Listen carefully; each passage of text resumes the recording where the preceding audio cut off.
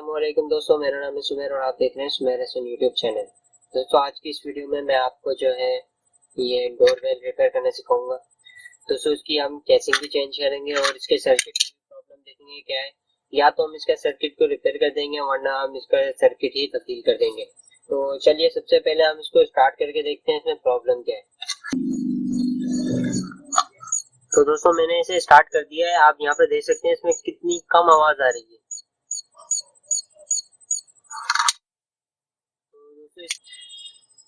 तो दोस्तों आपने देखा इसमें कितनी कम आवाज आ रही है। अब चलिए सबसे पहले हम इसका सर्किट निकाल के देखते हैं सर्किट में क्या प्रॉब्लम है और उसके बाद फिर हम इसको दोस्तों आप देख सकते हैं कैपेसिटर जो है ये खुला हुआ है और आप यहाँ पे देखेंगे लेकिन कैपेसिटर ये वाला जो है वीक हो गया है।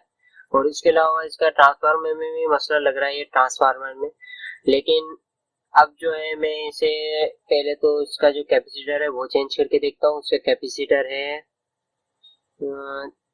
दोस्तों इसका कैपेसिटर है 330 यूएफ और 35 वाट का। तो अभी मेरे पास एक और सर्किट रखा हुआ है दोस्तों, ये एक सर्किट है मेरे पास। इसका जो कैपेसिटर है ये भी 330 यूएफ का है, अगर आपको यहाँ पे नजर आ रहा हो।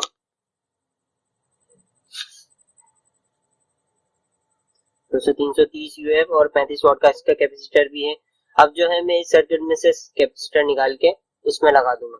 लेकिन अगर आपके पास अगर मार्केट में मिल रहा हो कैपेसिटर तो आप वो भी लगा सकते हैं।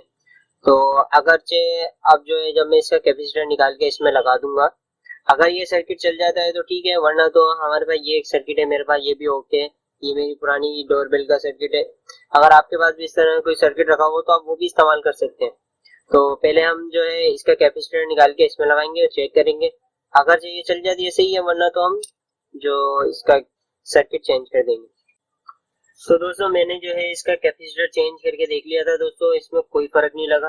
जब मैंने इसका कैपेसिटर चेंज करा तो मैंने वापसी इसमें यही वाला कैपेसिटर लगा दिया है। और जो इस सर्किट में से जो मैंने ये वाला कैपेसिटर निकाला था ये मैंने वापसी इसमें लगा दिया। अब जो है मैं दोस्तों अब जो है मैं इस सर्किट में स्पीकर को फिट करूंगा और मेरे पास एक पुरानी कैसिंग भी रखी हुई है, जैसे कि आप यहाँ पे देख रहे हैं। दोस्तों ये कैसिंग है, मैं इस कैसिंग के अंदर इसे फिट कर दूंगा डोरबेल के तमाम चीजों को, क्योंकि मेरी जो पुरानी वाली कैसिंग है ये डोरबेल की जो कैसिंग है ये वाली, और मैं इसमें जो है इसे फिट कर दूंगा। मैं इसको खोल के दिखाता हूँ आपको। तो दोस्तों आप यहाँ पे देख सकते हैं बिल्कुल ओके लगी हुई है। यहाँ पे जो है हम इसका स्पीकर चिपका देंगे, इसमें से निकलेगा और यहाँ पे हम इसका सर्किट रखेंगे और ये हमारी डोरबेल बिल्कुल नई हो जाएगी और हमारी डोरबेल बिल्कुल सही हो जाएगी। तो चलिए जल्दी से मैं इसमें फिट कर लेता हूँ। फिट कर लिया है, यहाँ पे स्पीकर को फिट कर दिया और यहाँ पे मैंने इसका सर्किट रख दिया। मैंने सर्किट किसी चीज से रोका नहीं है, और आप चाहें तो ग्लू गन से रोक सकते हैं, लेकिन मैंने नहीं रोका क्योंकि डोरबेल तो एक ही जगह रखी रहती है, तो उसमें सर्किट का इतना कोई इशू नहीं है कि तार वार टूट जाए। अब इसके अलावा दोस्तों अब जो है मैं इसे कवर लगाऊंगा। कवर के लिए यहाँ से होल में से मैं सुराख में से इसके तार निकालूंगा। और दोस्तों आपको एक और बात बता दूं, डोरबेल की जो ज्यादातर प्रॉब्लम होती है वो ये होती है कि उसके इस जगह से टांके टूट जाती हैं, जो स्पीकर है ना, इस वजह से। अगर जैसे अगर डोरबेल आपसे गिर जाए तो या कोई चीज पे लग जाए वाइब्रेशन, तो उस वजह से इसके ऊपर के जो टांके होते हैं ज्यादातर यही चीज टूटती है। तो आप अगर जब प्रिपेयर करें तो आप इस चीज को भी देख लीजिएगा कि तार जो है इस पे टांके बिल्कुल सही लगे हुए हैं या नहीं लगे हुए। अब चलिए मैं इसे जो है पहले चेक कर लेता हूँ, उसके बाद पैक करता हूँ।